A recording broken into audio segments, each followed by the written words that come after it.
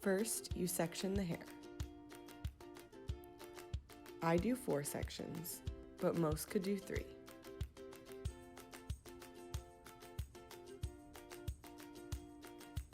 Begin by clamping the hair and twisting the hair in the iron, allowing the very ends of each strand to stay slightly outside of the iron. Hold, release, and then let the curls cool.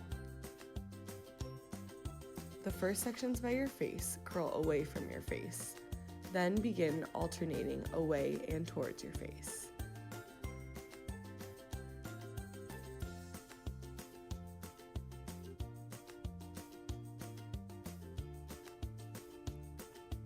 When the curls cool completely, rake your hands through the curls to loosen them and create a lived-in wave.